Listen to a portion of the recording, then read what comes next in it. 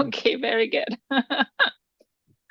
Okay, once again, now with recording, welcome to our second edition of the Global Solidarities Lecture Series. It's my absolute pleasure to introduce you today to our friend and colleague, Sayan Day. Sayan Day is currently working as an assistant professor in the Department of Language and Literature at Alliance University in Bangalore. He's also a faculty fellow at the Harriet Tubman Institute at York University in Canada.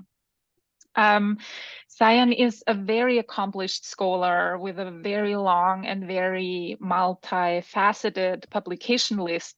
And he's also, he's not only a very engaged teacher and scholarly publisher, but he's also a political writer, as I saw today on your webpage, and I was really happy to dive into the many opinion pieces that you write, and I was so happy to see how you break down all of this like academic, very sophisticated knowledge and communicate it in a way that people from all over the place can access it, not just scholars and students. I think that that is a very, a very important skill, and that's why I want to highlight it and also encourage everybody to look into those opinion pieces.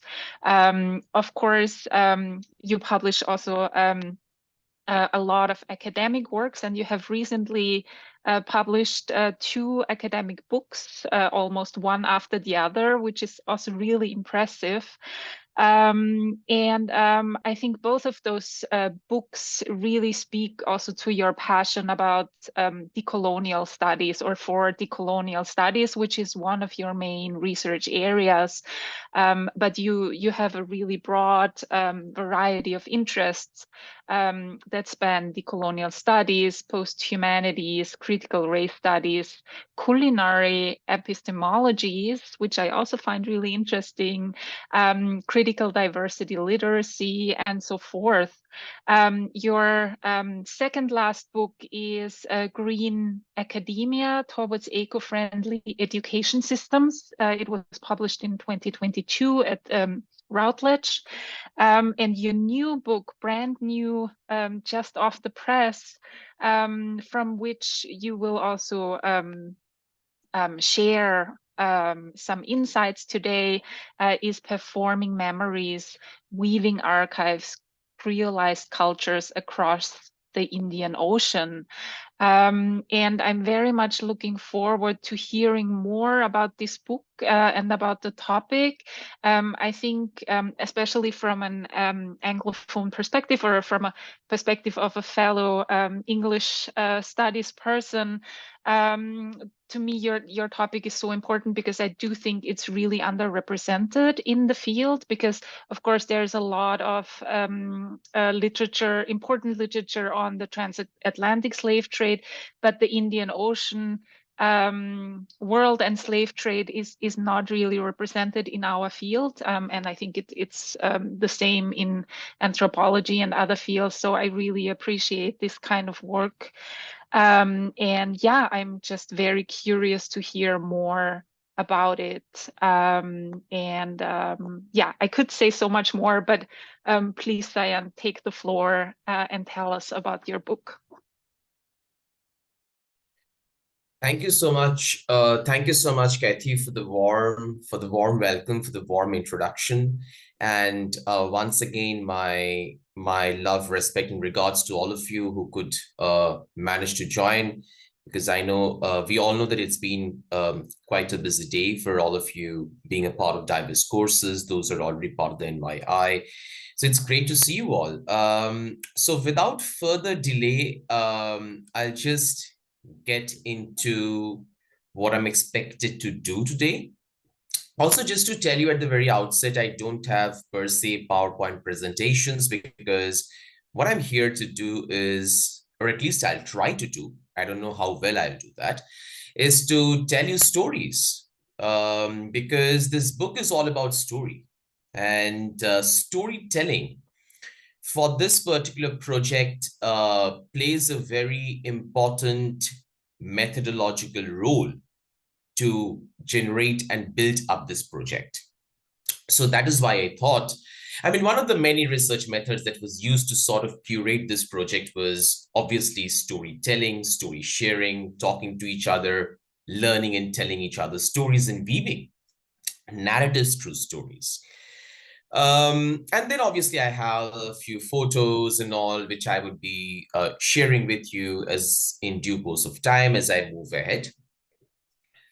Now, at the very outset, and which I always do when I present something, when I share something, is to clarify my set of positionalities from where I'm speaking.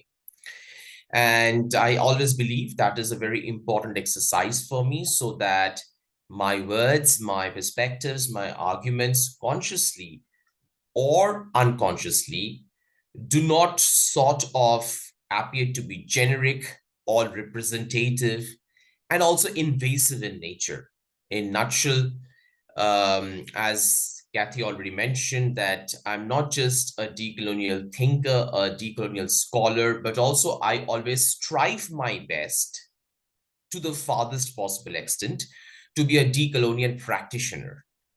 And these little bits and pieces of clarifying my positionalities, using stories as methods of research, rather than populating my works with endless jargons and extremely complex words and phrases, I try to bring out stories of experiences right from the field into the text, and various other possible avenues and ways I always explore.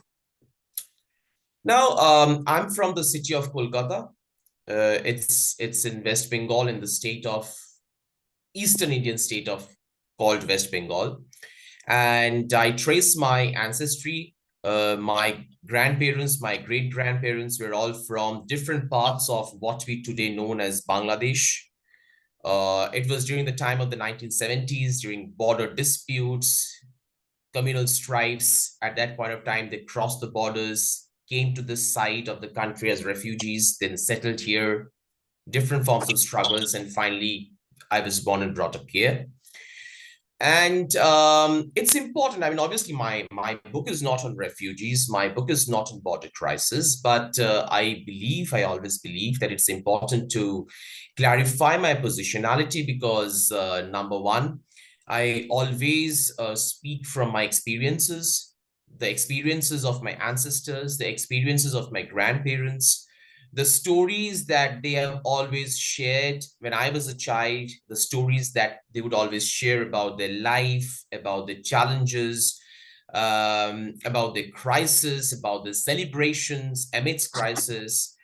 And one of the underlying perspectives I've always located, and obviously, I mean, when I grew up, I grew conscious about these cultural belongingness.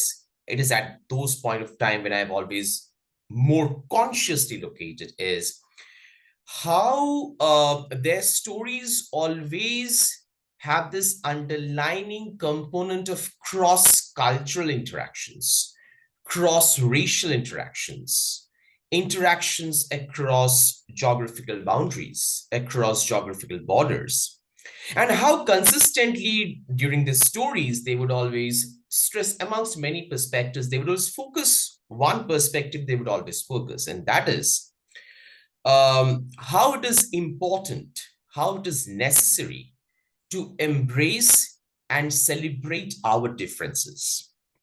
Just because I'm different from each other, just because let's imagine I'm sitting in a power position, it doesn't give me the by default right to cancel the other person in front of me, just because I don't agree with that person.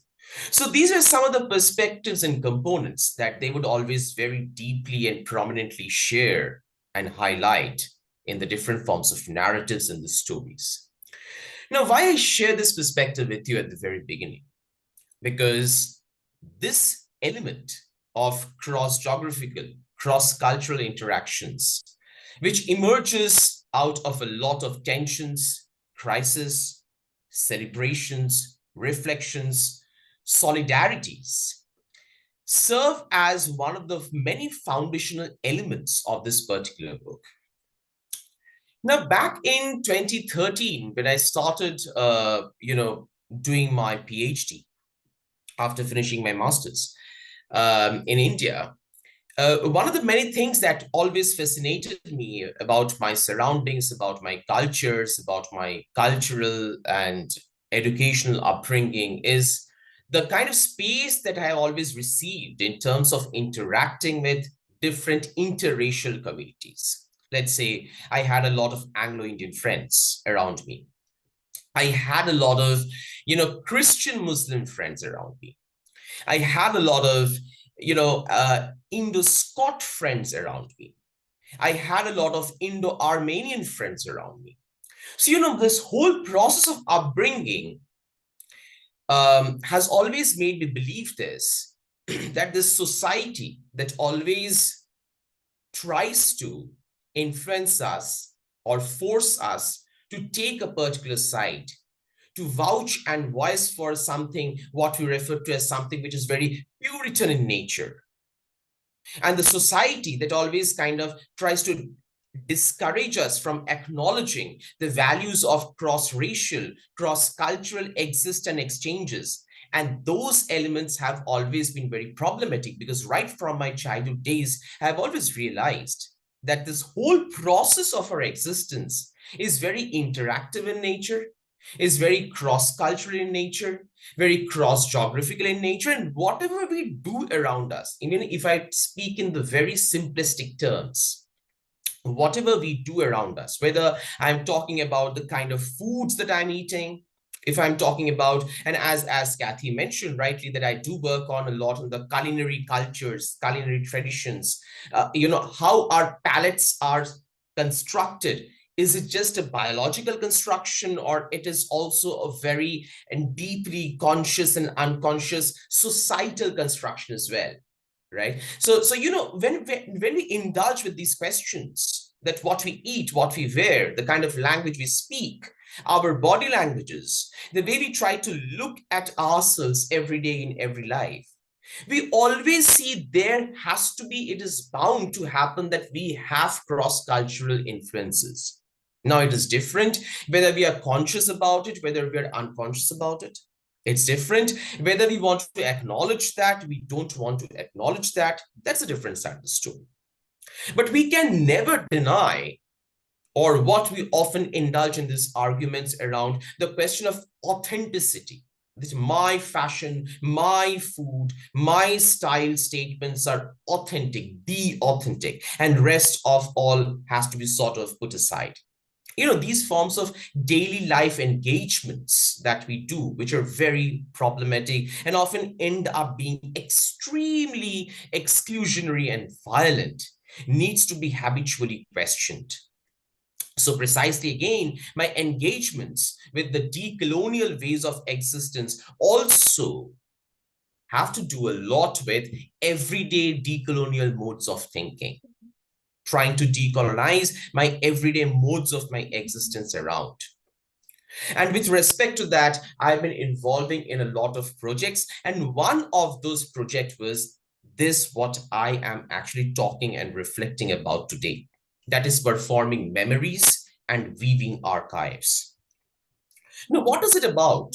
What memories are we performing? What archives are we weaving? Why do we need to do that? How shall we do that? These are some of the perspectives, pointers that I would like to focus on as I move ahead with respect to my story sharing. Now, in this particular work, in this particular book, I have particularly focused on trans-oceanic cultures and traditions. Now, again, trans-oceanic is an extremely expansive word. The question is then which ocean or which parts of the oceans I've taken. Very specifically, I have chosen the Indian Ocean space, the cultural exchanges that took place widely between India as a country and Africa as a continent, with different parts of Eastern Africa, Southern Africa, from the time of spice trade, slave trade, movements of indentured laborers, and various other episodes and perspectives of history. As I already gave you the background, I've always been very interested to look into the cultures, traditions, lifestyles, the practices of the diverse interracial communities, which eventually expanded, influenced me to work on these diasporic communities, diasporic cultures and traditions. And that also specifically how they exist across the Indian Ocean line between these two continents. And in this work, I have specifically focused again on two very particular communities and about their musical, culinary, and spiritual practices. And one very important component, I mean, we can call it as a theoretical component, we can call it as a methodological component that features in my work, is where I used creolized cultures and traditions. And again, I use this word being very conscious, being very aware that it has generated different patterns of controversies. There are a lot of arguments, if at all, within the decolonial space of knowledge production, creolization really features or fits in. There are critiques in favor, there are critics against. Obviously, we all come from diverse perspectives, but I have specifically, despite knowing this whole background, I have specifically used the word creolization because I felt this is the best perspective, this is the best phenomenon that sort of underlines the cross-cultural practices in terms of cross-communal practices, or let's say, cross-geographical practices that I highlight in this work. And there are ample of stories to tell. Obviously, it's not possible to put them into one particular project. I mean, I have particularly chosen these three strands of musical cultures, creolized musical cultures, creolized culinary cultures, creolized spiritual cultures, because these three elements and perspectives interest me a lot. But then people are also working on creolized architectures. People are working on creolized oceans, creolized geographies, like how at one point of time, the colonizers felt that the native forests and the native wildlife and the native nature life were not enough decorative or not enough aesthetically appealing. So they need to be replaced with the so-called decorative plants to be inherited and brought from Europe and installed out there. So how nature also in that way got creolized. And then we can have endless conversations on creolization about almost everything. And obviously language has always been there. I mean, language is one of those emerging points from where we have started basically talking about creolization. Now, the two communities that I'm talking about, one is the African diaspora in India. There is a community called the Siddhi. I'll just, as I said that, I am not using a slide, so I'll just put the terms there. They're also referred to as Habshis as well. I don't know if some of you at least are familiar with these, that there has always been a very strong African diaspora community in India, which is still very much unknown, which is those spaces, their cultures, their traditions are still very much unexplored. And why I say this, and has always been a systemic process, but why and how, I'll come to that at a later stage. But just to tell you, the other community that I worked with in terms of my research in this particular work, the other community was the South African Indian diaspora community. Now, again, that is a very expansive space to explore.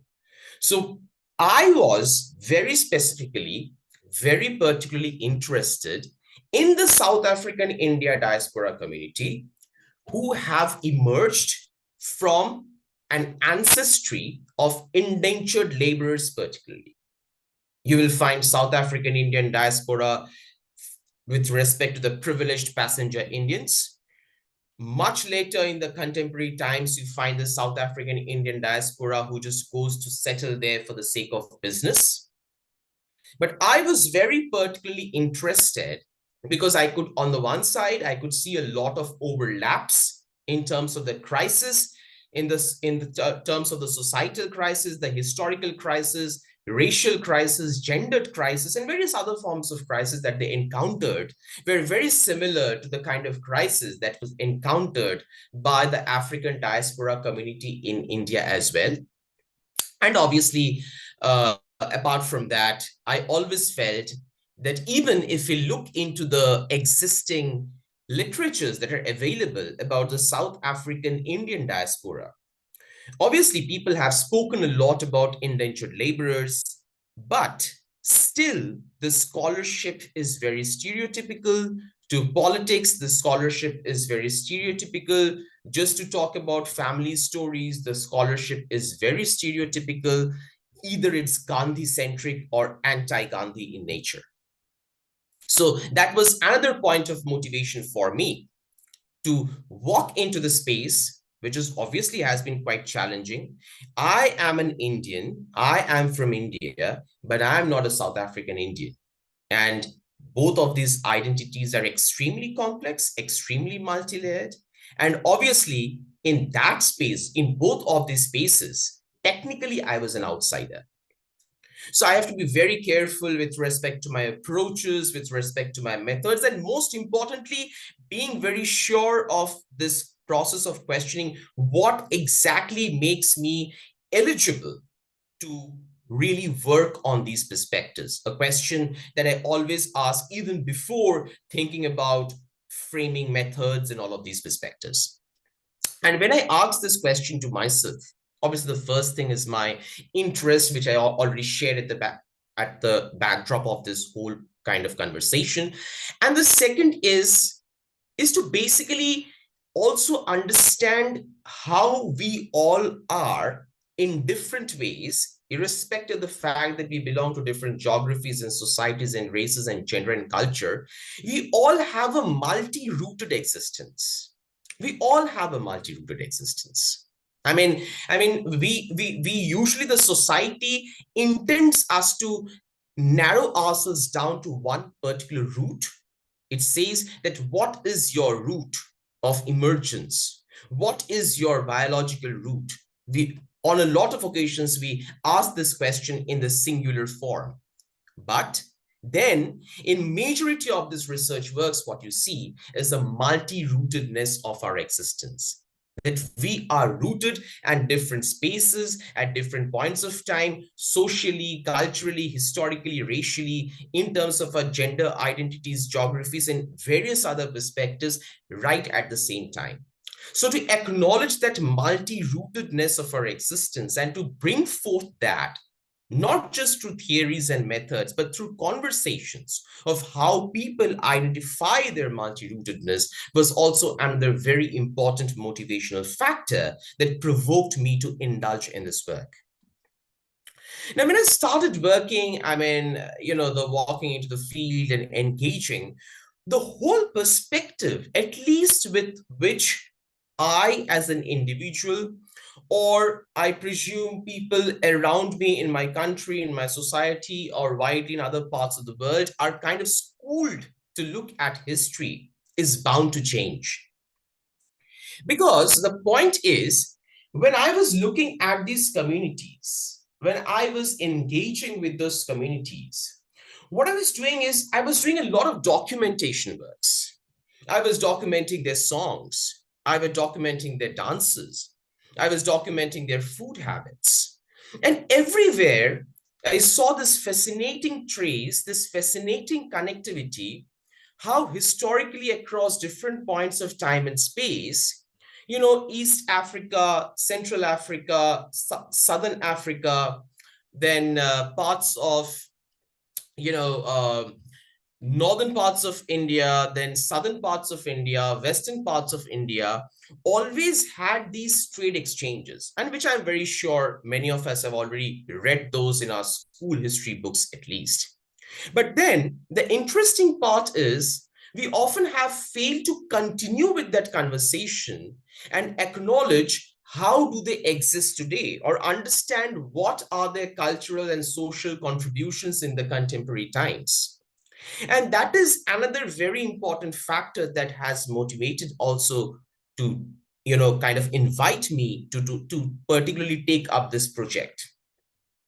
And what you see is, and this is so important, because right now, if we just take this whole world global political scenario, and I want to bring this question of politics here as well, which is very relevant, I feel at least very important.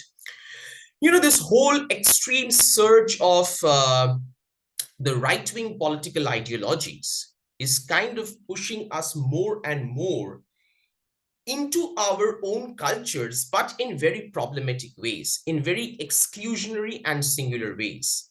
It is trying to motivate us, picking up one popular cultural ideology and trying to make it molded as the ultimate original, authentic, cultural, indigenous perspective of certain countries and ideas and communities, and then trying to put it out to the society and to the world as the only thing that should be regarded as authentic, and rest of the cultural practices, rest of the cultural ideologies needs to be cancelled and thrown out. I mean, we have ample of examples. We have India, we already had Brazil, parts of UK, US, ample and ample of other countries we can take into account, right?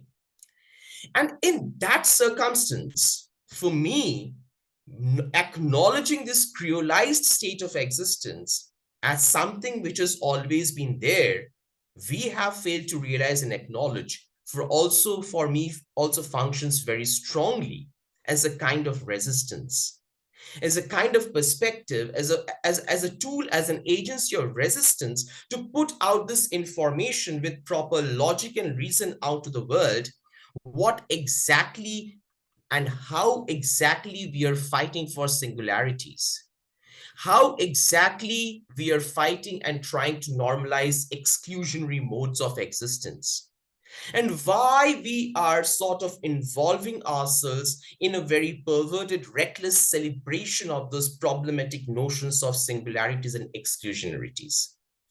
Now, let me give you some very examples. Now, by now, it is not an unknown fact to anybody in this world, the sort of communal mindedness, the sort of communal angles that the Indian political situation has already taken place under the contemporary right-wing rule.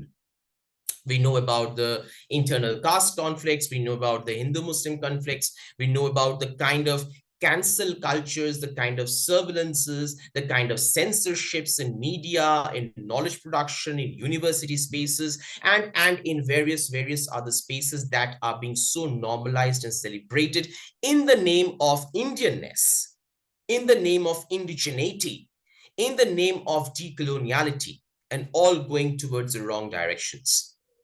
Now, in that circumstance, if we look at the history of how the communities, the cities, and the hubs emerged, and how their practices are not just a blend of various Indian and Eastern African cultural practices, but also a very interesting blend of various forms of multi-religious practices, are absolutely fascinating. And they're still very much in place.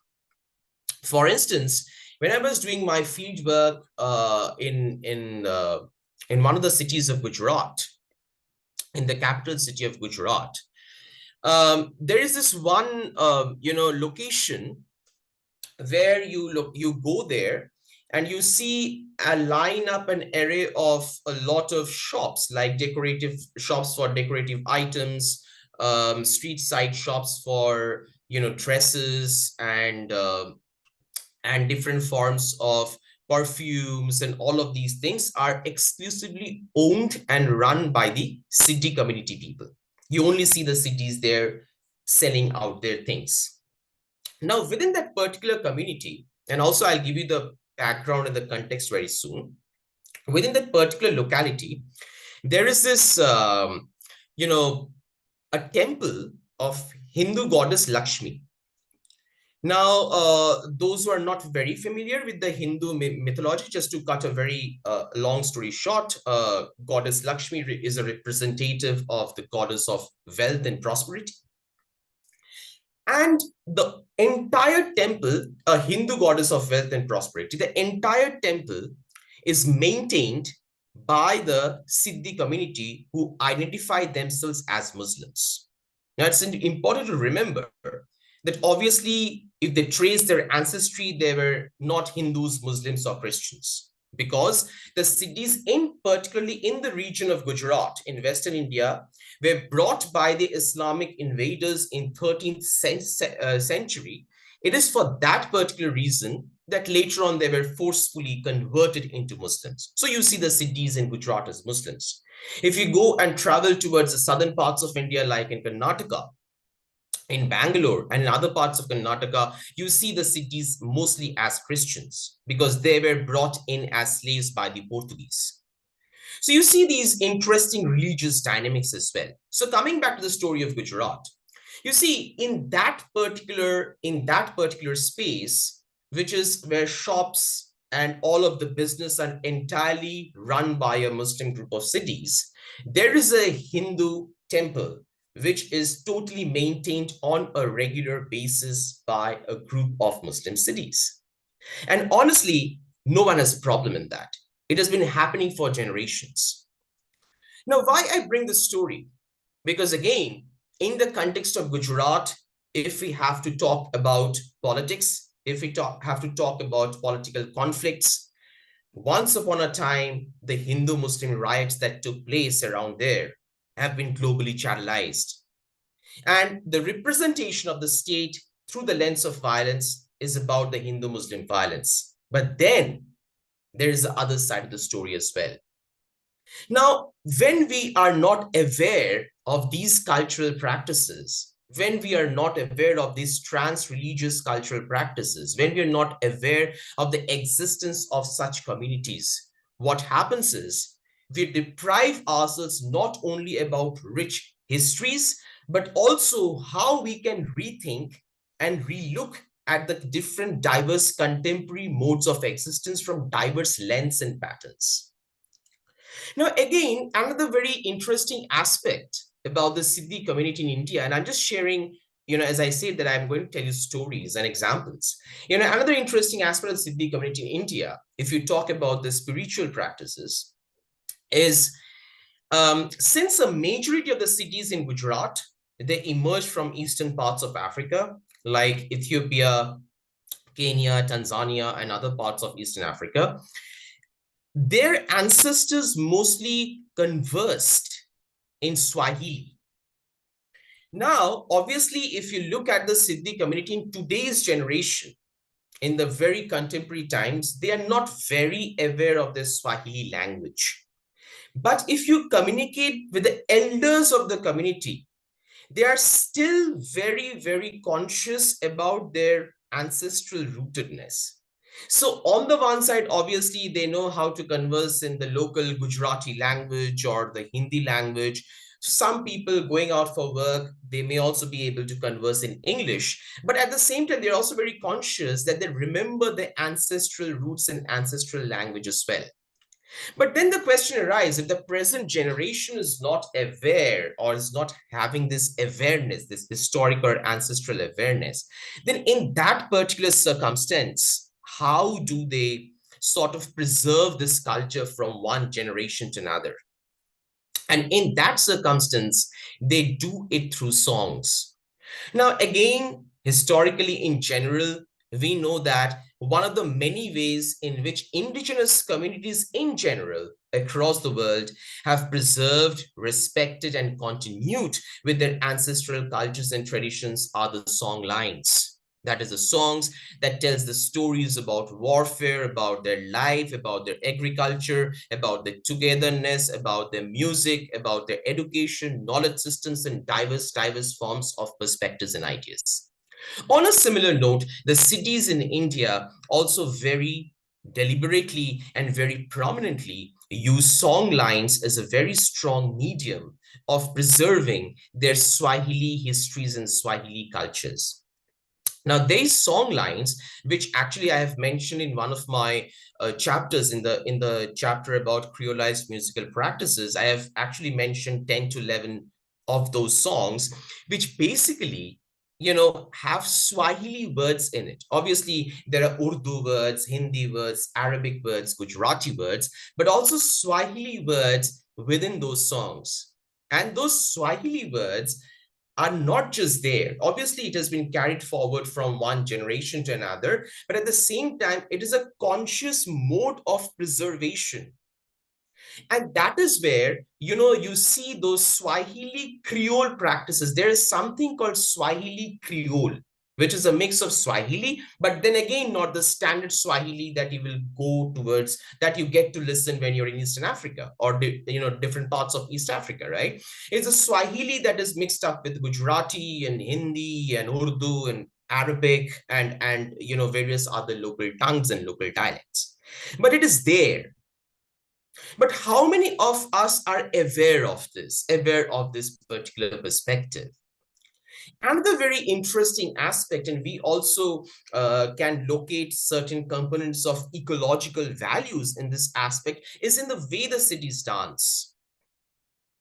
Now, again, if we look at, I'm just taking a very general picture. It's not particular to Eastern Africa, but also widely across Africa. We see that the indigenous communities, when they dance and sing, amongst the many patterns of dances and music, one prominent pattern of dancing and singing or playing some kind of instruments is to mimic and sort of indulge with the different movements and the patterns and the voices of the nature, mimicking calls of different animals and birds, mimicking the body movements of different animals and different types of living beings in the forest, as a mark of respect, as telling the stories how across generations they have always coexisted with them. At certain points of time, the encounters have been violent. At certain points of time, the encounters have been love and warming. But those coexistence, acknowledging the coexistence, the human and the environment, is very much prominent widely amongst the indigenous communities' musical performances across Africa. The same thing we also see very prominently amongst the cities as well. Especially there is this forest location, national park location. It's called the Gir Forest. Now, if we look at where they have a very big city population there, and if we ever go there, what you see is, at the end of the day, one of the many ways, the cities entertain themselves is to dance and sing.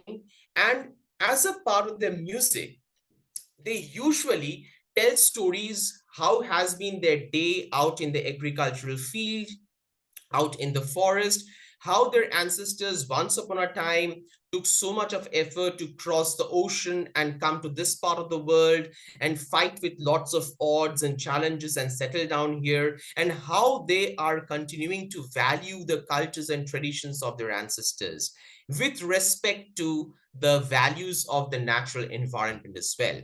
So you see why I'm citing these examples. I'm citing these examples not just to highlight that how cities have a creolized cultural existence in India, but at the same time, how there's some of their cultural practices and values can generate a lot of prominent impact in the present social, political, economic, and other forms of scenarios of this country. Obviously, like a lot of countries across the world, we are suffering from tremendous environmental crisis. Lot of countries across the world, we are suffering from severe humanitarian crisis. Lot of countries across the world, we are suffering from different forms of different various other forms of crisis. And so those people who, I'm taking again in terms because there are a lot of people who would just ask you, well, then why do we need to read about their histories and cultures? These are some of the responses. That is not just about a historical romanticizing. It's not just about talking about the past, but also to show how importantly and how deeply they also contribute to the contemporary modes of our existence, but very unfortunately, those remains unacknowledged. Over and over that, what also we see is, For instance, how these Siddhi communities are very deliberately ignored in terms of giving them basic access to jobs, giving them basic access to healthcare, education, and various other basic modes of existence. How on a daily basis they are racially segregated, how on an everyday basis they are racially abused, they are harassed in public spaces, at workplaces, and how difficult it becomes for them to counter these issues despite the fact that they are citizens of India. They have all the documents that need that one needs to prove themselves as citizens of India. Still, if when they go to the, for instance, when I was having this conversation, they were sharing that when they go to the banks or when they just go to places, they want to open up bank accounts and do other forms of documentations, they're deliberately harassed by the bank members. They're deliberately harassed. When they will go to the police station, the police will harass them or charge them a heavy bribe, a hefty bribe, which they may not be in a position to pay, and they have to encounter the harassment. So it's very much there, and how this racialization process even continues in the contemporary times. And before I move to the other side of the story briefly, and then I'll wrap up and then we can have a sort of a discussion. These are some of the photos that I took, and these photos have significance. If you can see this particular photo right there, it is when one of the shrines, as I said you, that storytelling for the cities, singing for the cities, singing Swahili Creole songs by the cities, not just hold a sort of cultural existence. It is not just about a cultural significance or remembering their ancestral knowledge values, but it is also about a kind of agency to resist against the daily modes of violence and the exclusions and the racializations that they encounter. It is through these songs, through these performances, through their dances, through their music, that they keep up their vigor, their story, their energy alive, and they get the scope of telling the people that we do also have some cultural values. We also have been historically contributing towards a society.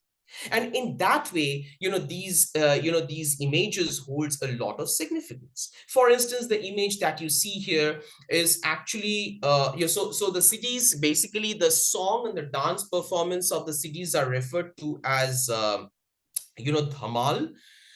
Just a moment, let me just put it out in the chat. So it's actually called, yeah, so it's called the dhamal dance performances.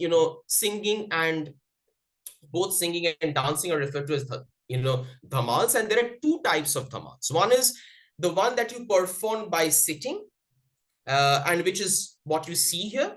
People are sitting, they are singing. It is in one of the shrines of their African ancestors called Baba Gor, and they sit and perform and they sing different stories about life, about ocean, about slavery, about kings and queens, about their spiritual ancestors, how their spiritual ancestors came from far off lands of Ethiopia and modern day Eritrea, earlier days Nubian Valley, where we see Egypt is located right now, through Kenya and Tanzania, cross the oceans and the deserts and the forests to come and rescue them from the tremendous crisis that they were encountering when they were forcefully brought to this country.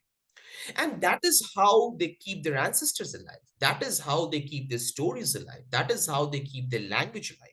And then you see, this is, as I said, there are two types of dhamal, right? One is the dancing version, one is the sitting version. So this is an image from the dancing version of the dhamal, which you see here. And then again, the same various forms of stories, and a picture of a community elder, and another very interesting way, it's very interesting to let you know that one of the many other ways through which they trace their ancestry, is through their surnames. Like, for example, cities in Gujarat, they have these surnames like like Makwa, as I'm putting in the chat box, Murima.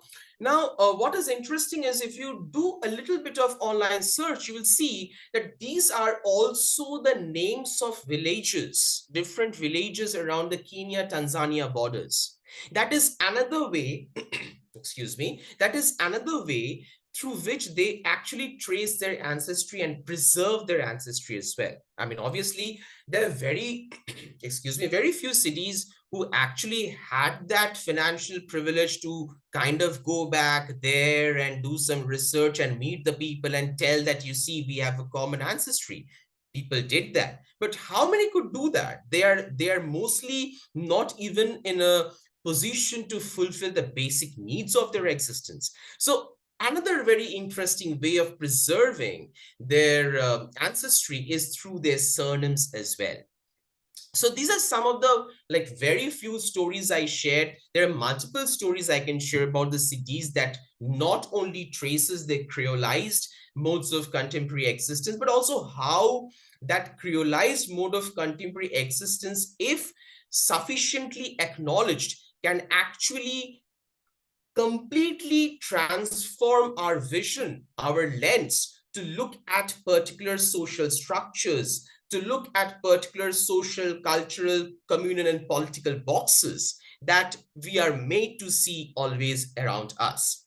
A similar, obviously, in diverse other contexts, a similar kind of story you can see with the South African Indian communities, and as I shared at the beginning, who particularly, trace their ancestry from the indentured Indian laborers. Right now, remember one thing. We all know those who actually are kind of bit aware of this history of the Indian indentured laborers going from India during the 18th century at the British colonization time, but also there was one major movement that took place at the time of Dutch colonization as well, which is hardly talked about, around 17th century, when a lot of Tamil and Bengali slaves were actually transported from Bengal, which was obviously at that point of time not West Bengal, it was Bengal in common. So pre-colonial Bengal. So from Bengal, they were sort of transported to different parts of Southern Africa, a part of the history we often fail to understand and acknowledge. Mostly we talk about the indentured labor movement from India to South Africa during the British era, where most of the movements actually took place, but it began at the time of Dutch colonization. And when the movements took place, the first thing first is, it's interesting to see that many of these laborers, indentured laborers, they volunteered for indentureship. Why? Because they belong to the lower rung of the Hindu society. They were already tired and devastated of the kind of casteism that were imposed on them. And they were then promised and lured that, if you go and work in the beautiful, as they were say, in the beautiful sugarcane plantations with coconut trees and oceans around and wonderful breeze and greens and blue sky and all of these romantic pictures, you will be free from casteism. No one is going to torture you. You won't have to live with death threats from the high caste people. Women won't be, threatened with sexual violence from the high caste people. You can lead an absolute fantastic life there. But when they landed, it was like moving out of one critical situation into another critical situation. Obviously, casteism was not that prominent because most of them were low caste people. It was a foreign land sugarcane plantation, but the working conditions were horrible. Absolutely. And we know a lot of these stories, very similar to what happened with the laborers, slaves to the transatlantic slave trade. The similar way we can talk about the Indian Ocean slave trade as well. Now, when they went there in the sugarcane plantation and how, and I'm telling the story just to, give you an understanding how creolization took place within these communities. They were sort of put together with the Zulu indentured laborers, Zulu and Bantu, mostly Bantu community, the indentured laborers coming from the Bantu community. Now, the first thing first, linguistic challenge. And that is what the colonizers wanted, so that these people don't get a scope to interact with each other, frame a solidarity, and resist against them. So first thing first, make a kind of scenario where they're unable to interact with each other. So obviously the Indian native, the native Indians went there, they had their own language.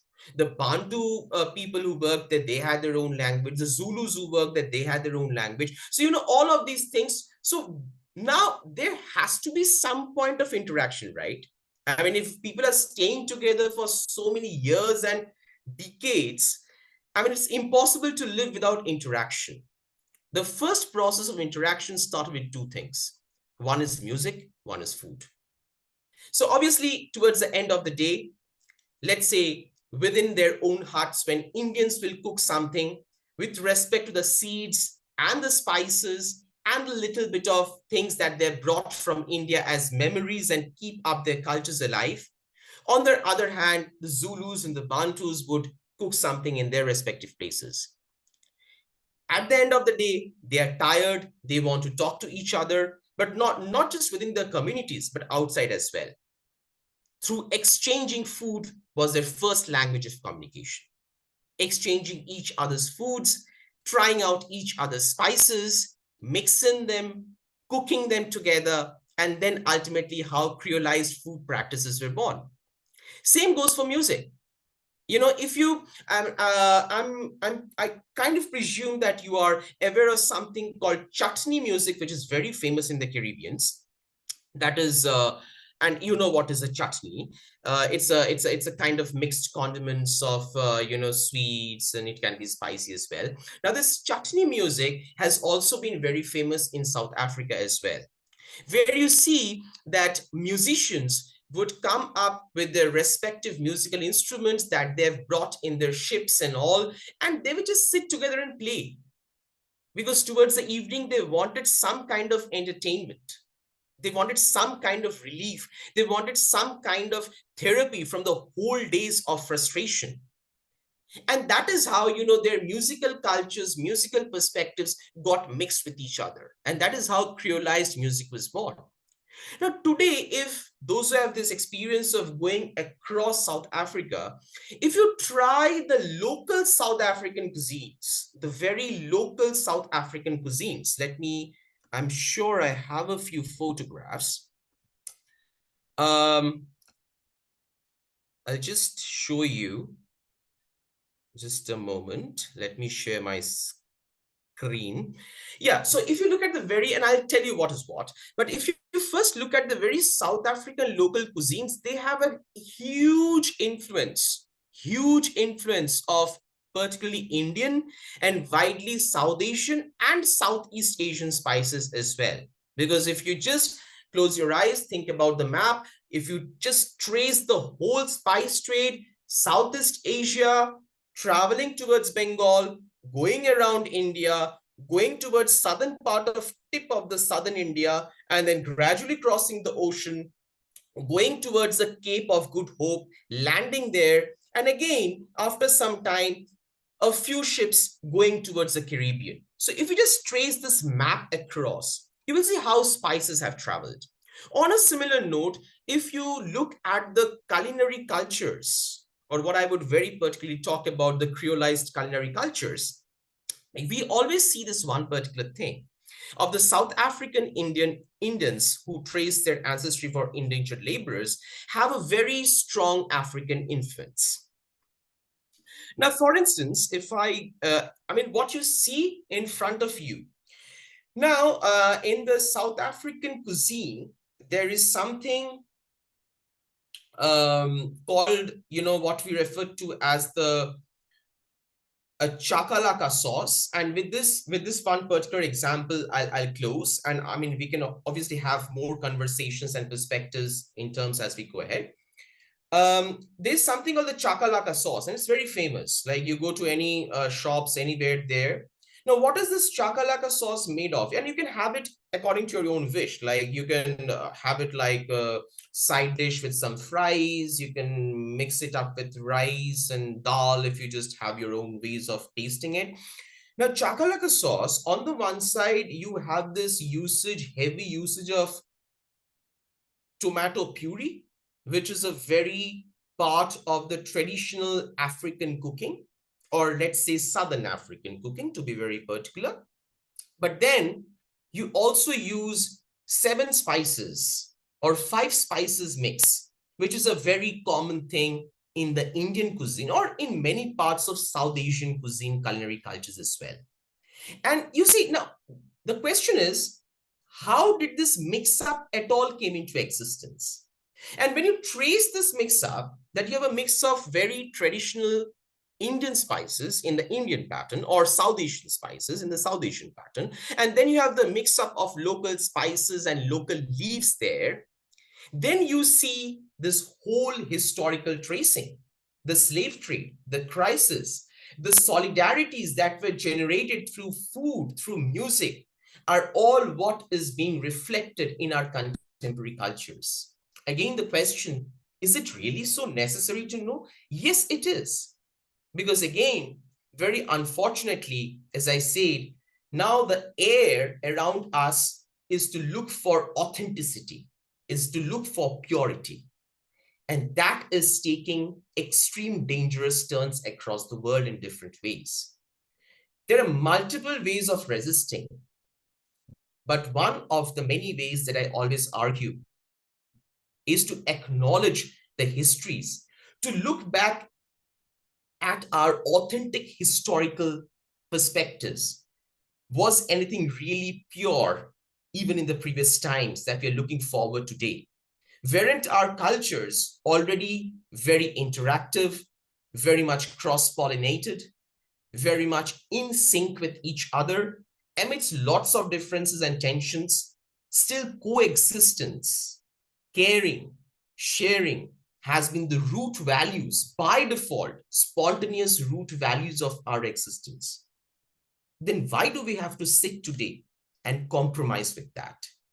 I'll stop here. Thank you so much.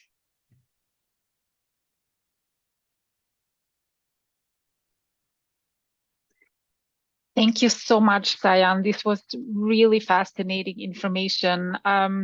And I'm sorry that I had to put a word in to stop you, because I really want people to ask their questions, and I can already see Sala having raised her hands. Please, Sala. Sayan, thank you so much for this incredible lecture. I love what the way you finished. We are really pushed to envision past as this rigid source of how it is now. So I love that you challenge that and bring this diverse perspective to it. I have a very small question, but I was really intrigued because of what used to be my work. So you mentioned their surnames, and I wondered whether you knew who was the originator of these surnames. Were they able to give themselves surnames, which is not really a common practice? Or so I just wanted to know whether you know more about that. I was very intrigued, but thank you again.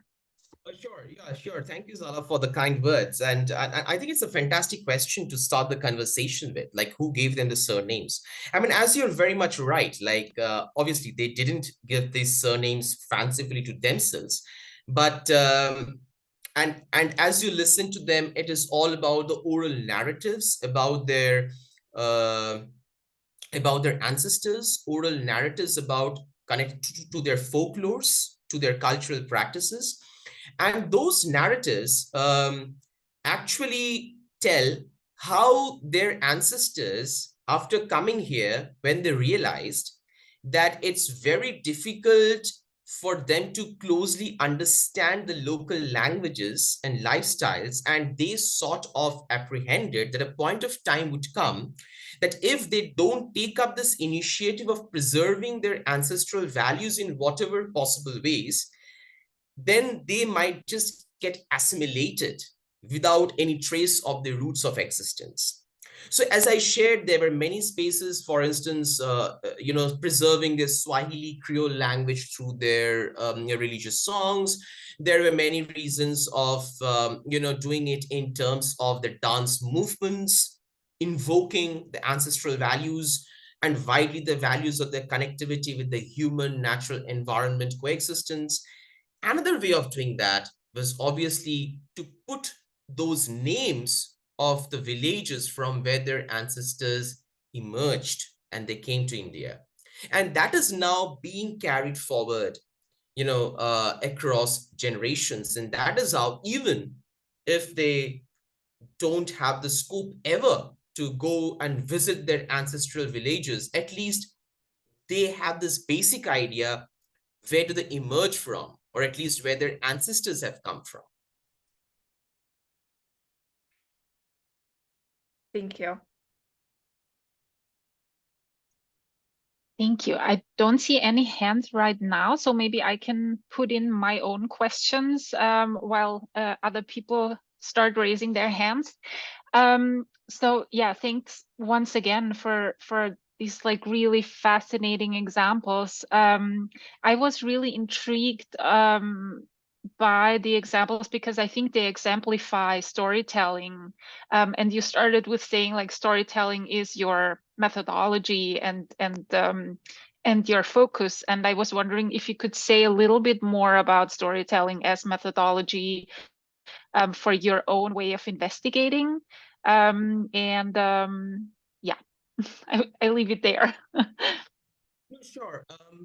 So uh, again, just to acknowledge this fact, the storytelling as a way of learning, storytelling as a way of sharing has, once again, it's kind of being derived from the indigenous values of knowledge production. I mean, for them, oral narratives, deliberately not putting everything in writing as a form of resistance so that people just don't get the data, extract, excavate, and just leave it without acknowledging them, which has always happened. And I think something that was Diana was also mentioning very pertinently yesterday, that how colonial anthropological methods have always been there.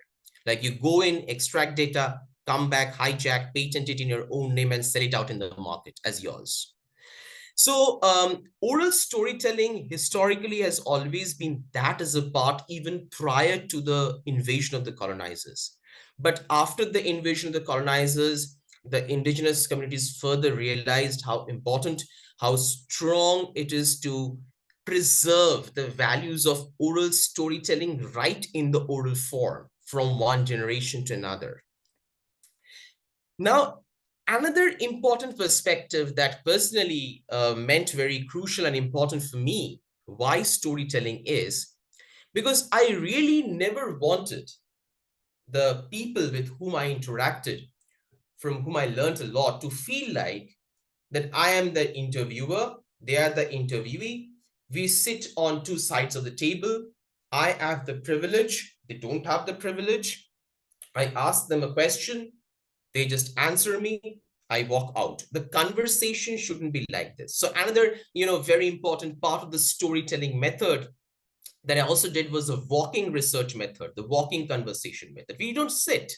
We don't have to have this formal setting of tables and chairs and all of those cloistered, very formal, corporatized, capitalistic environment. We can just talk, we can just walk around, we can sip a cup of tea and we can just talk. We can just sit in a cafeteria and we can talk. That is also research. It doesn't have to be restricted and constricting such formal spaces. And that is another very important part of storytelling, where obviously I had a very basic overarching question. Let's say, please, can you tell me about the history of your community, whatever you know, whatever you've had heard from your ancestors and your grandparents and parents. And then the conversation just flowed spontaneously. Obviously, I had a lot of information which probably I felt may not really fit in within the book, but that doesn't mean they were irrelevant. They were equally and very relevant. So that is one of the many ways in which we indulge in storytelling, and also how we acknowledge the value of a storytelling method.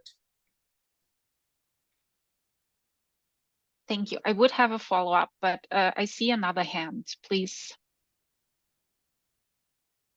My name is Shohel, and Sayan, it's a fascinating work you have done, but mostly what I see in terms of the struggle minorities have in any context throughout the world is the same kind of things. Whatever we called it, uprooted, from our homeland, migrant or forced migration, displacement, whatever you call, whatever reason it is, there is always a minority feel psychosocial pressure on them in terms of survival and threat to their identity.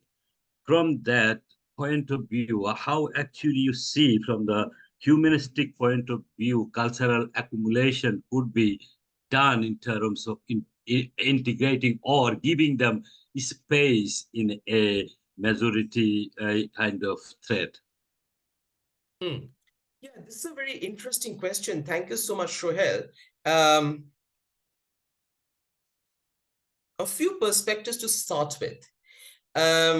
The first is I would be a bit skeptical to sort of integrate them because I'm very skeptical about the term integration. And I'm and Yeah, always maybe it's not integration. I wanted to say in terms of giving them the space they need to have their own identity and flourish as a human entity within that broader community or society. absolutely, absolutely, I understand that. But why I specifically started with this term integration is to sort of generate an invitation, a warm invitation for us to understand the terminologies that we are using in order to sort of understand the situations and scenarios. And I understand your question completely. That is where we value and how do we practically value their existence and how do we practically value their social, cultural, and other forms of contributions. There is a very interesting concept in the field of creolization. A lot of folks like Professor Lewis Gordon, Rosina Mott from South Africa, Ananya Jahanara Kabir from Kolkata / London, I would always say in that way, and various other, Ophira Gamliel from Kerala / Scotland, and many other folks have been working on this concept, which is referred to as the archipelagic modes of existence, which is again simply to say how we exist as an archipelago. Now, what is the basic concept of an archipelago? It's basically a group of islands coexisting with each other. Those islands have their different yeah, sure, Zala, I would love to do that.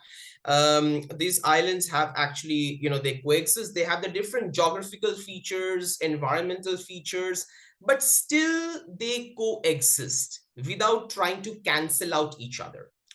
Now, let us understand this concept. Let us understand this value of archipelagic element within the concept of the existence of the communities. The first and the foremost thing starts from this whole value of self-realization that we all exist in kinds of archipelagos, whether in terms of our food and I'm not again talking now in the geographical archipelago. I'm talking of this metaphorical archipelago in terms of our coexistence, in terms of our food, our language, our cultures, our lifestyles. So the first thing first, just to assure us all, it is right there. It is not necessary that we have to follow each other pathways. It is not necessary that we have to implant our own ideologies on somebody else. We can be very much in conflict with each other, but we can still coexist. But then the practical question is, then why is it not happening? And to respond to that one particular question, which can be responded from multiple dimensions, one of the many reasons, if I analyze, one of the many reasons why it is not happening is this extreme power of ideological erosion, this extreme power of the eye-washing tactics that we see that have been sort of proliferated, and not only exclusively of the right-wing rule. We can take instances of other political, social, cultural, commercial situations, or widely we can see through the lens of capitalism as well, We are always very much swayed away by these eye-washing seductions in the forms of advertisements, in the forms of development plans, in the forms of videos, audios, imageries, write-ups, and all of these very manipulated spaces that always tell us, or always try to tell us, that be selfish. Think about just about yourself. Leave everything aside. Think just about your own pleasure, own lifestyle, own thoughts. If that is troubling somebody else, don't worry about that. Let that person be in trouble. And these are, and these, from where do these notions, and we are getting so happy and familiarized and very normalized with these notions. Because why? They're presented in front of us in such a convincing and seductive ways. It's very seductive. It's very convincing. It's a very easy process of not to think about somebody else until unless we ourselves land into a particular challenge. So this is one of the many reasons why we see that we fail to acknowledge this archipelagic mode of existence. And transformations are taking place. Is it that we are not changing anything? Is it that we are not transforming anything? No, we are doing that. Transformations are taking place. It is slow. It is much slower than what we really need to pace up with. But then, these kind of research works very categorically put it out in front of the world that, you see, logically, this has been our history.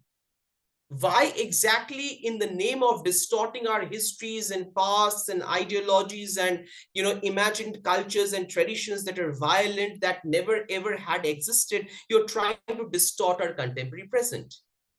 Now, obviously, these kind of works, again, we have practical challenges. We live in an era in general of utmost censorships, utmost surveillances. We have ample of examples across the world that when we are doing works that goes against the wills and fancies of the ruling regime, what tremendous impact it can have on a particular individual or community. But still, somewhere, somewhat, we need to gather this courage and put through these works. And these works historically trace, culturally trace, practically trace, with ample and endless examples to tell that we have always been archipelagic in nature. Then why should we have to dispose of that value and chase a false dream, chase a set of false dreams, which are never going to exist ever? So I think I would like to address your question, Shoel. I mean, obviously, there can be multiple ways of addressing, but I would like to first look at these, which I at least identify as the very basic roots of problems that we have around us, even before going into this very big talks of policy transformations and institutional transformations and all. My beginning point would be this. Yeah, one thing I can say from my own personal perspective, but at the same time, how actually individual, when we talk about collective society things, doesn't sound that make me worried. So like, I came from a majority community to a community where I was a minority. And first, it was very shocking for me, the kind of psychological pressure I gone through. Then I realized that my neighbor also, feel like that because of my majority kind of activities in terms of how I felt. So it opened up my mind, but in many ways, I saw that a lot of people actually gone through the same experience I gone through, but it didn't give them that kind of, embracing kind of modality where they can bring others in their life, giving them comfort, area of comfort in terms of, social space. So that kind of things, it give me like a point for reflection and see how we can contribute to that in terms of actually seeing as a individual, as an individual from a humanistic point of view, regardless of background. Yeah, absolutely, Shoel. And I really appreciate the perspectives that you shared because the thing is, and as I always say, that it's easier said than done. I mean, it's very easy to say that we create these spaces, but even when I was doing the field work, and also like when I used to, engage with the South African indentured community people out there, they would always this racial judgment. Though I'm an Indian, but I'm not a South African Indian, and then this whole complex question, the tonalities of skin color, the positionalities, the standings, this a lot of those sufferings which I never personally experienced, but I just walked in, heard, shared some pain and shared some expressions of pains and agonies with them and came out. So, these social dynamics, power structures, all of these comes into very prominently into the space when we try to practically, you know, um, sort of resist against these kind of challenges.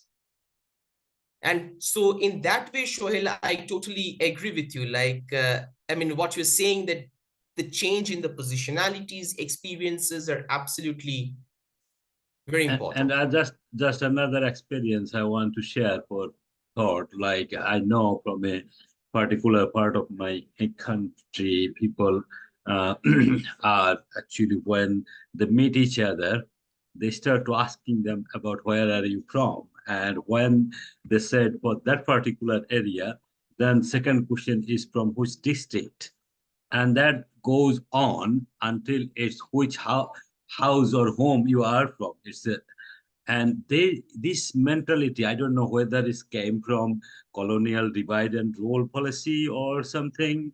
So uh, that the division in the thinking process, when you met someone, whether you are accepting that person or not based on their root rather than based on who they are in front of you.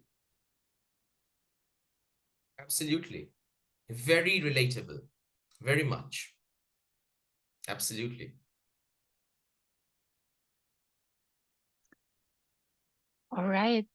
Yeah, thank you so much for this interesting discussion. We are out of time. If there are no very pressing questions, I would say maybe we call it a day, because I think what follows now is the social gathering, if I'm not wrong. Sala is nodding, so I think I'm right. So I would leave people to have a little break in between and encourage you all to come back to the social gathering. Once again, thank you so much for this fascinating talk, Sayan. I'm really looking forward to reading more of your book. Yeah, I wish you all a really nice day or evening or night wherever you are right now. Bye, everybody. Well, it was very nice interacting with all of you. Thanks a lot. Thank you so much and have a nice time. Is Take care. Menas trying to have a question or? Yeah, I do have a question. I'm not sure if there is time. For a minute, for sure. Okay, thank you. Thank you so much. Thank you, Sayan, for the very interesting and informative talk. Very interestingly, I kind of got hooked up to the fact that you talked about surnames being markers of bringing back the ancestry and kind of locating oneself, or maybe more particularly taking up or claiming space. However, in the Indian context, we know surnames being markers of caste identity, and we do see a lot of Dalit Bahujan folks taking up caste neutral surnames in order to evade caste-based segregation, or not probably hold on to a particular ancestry. So do you think in that context that while one escapes the determined labor of caste, but on the other side of the ocean or across the ocean fall into more European colonial or racially determined labor? So in that context, the remembering that comes from keeping these surnames or taking or how do the remembering through these surnames and then again claiming up space through these surnames, is there a point where they meet, and how do they sort of probably interact, if I make sense? No, absolutely, and thank you so much, Manas, for this fascinating question, because and you're so right, like how this whole dynamics of surnames has different perspectives in different cultures. And it's very interesting that you brought out the colonial culture as well of maintaining surnames as a way of celebrating the legacies of power, of wealth, of racial superiority, and all of these components. And then in India, on the other side, if you look at the internal caste system, even the class system, there you see in a lot of communities doing away with the caste as a way of doing away with the surnames as a way of resistance and relief. But the thing is, and also let me tell you that there is in today's times, there is a lot of internal conflicts within the Siddhi community where a lot of youngsters are very skeptical about letting their names sound like Siddhis. Why is it so? Because as I shared that cities are subjected to multiple forms of racial segregations, multiple forms of racial abuses. So they are always, for instance, cities usually have, those coiled hair patterns, which are kind of common within widely across African continent, but they have this tendency of growing their hair long, straightening it so that they don't look like cities, out of this fear that at least if they don't look like cities, if they look like the local Gujaratis, they would be accepted. Also, on a lot of cases, the cities, many young cities are very reluctant to have their names to carry these surnames like Makhwa, Murima, and all of these, which you talk a bit with the elderly cities. They're proud of it because it shows a certain part of their ancestry. But the young generation, not all, but many of them, they are skeptical about this whole notion that because, when people just make fun of them, of their surnames, you people are uncivilized, you people once upon a time lived in the jungles of Africa, and all of these very problematic racialized discourses that are normalized. So there is a conflict, obviously. But then what happens is, there are certain scenarios where it becomes tricky to choose a particular side. So still for many individual cities, especially who has gained certain level of privilege in a society to voice out and resist and kind of generate a resistance that is impactful, widely impactful, they still very consciously live with these surnames. And they tell that more and more you racially abuse us, more and more we will acknowledge our racial, cultural, and geographical roots. But then they are slightly bit privileged, not necessarily always financially, but for sure politically, where they have a voice out, where they have sufficient agencies to put forth their resistance. But then a lot of those cities who doesn't have that space, for sure, they still, especially with the younger generation, they're very reluctant of keeping the surname. So to cut a long story short, there obviously is a tension that is very much persisting right within the Siddhi community, where to live with the surnames and to do away with them.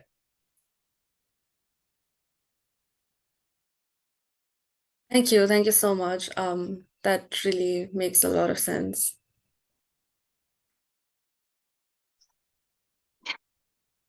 All right, then once again, thank you so much for this lively discussion. It was really wonderful, and I hope to see you tomorrow for the next iteration of our Global Solidarity series. And yeah, have a good day, everybody. Thank you all of you once again. Have a nice time. Please take care and stay well. Bye. Bye.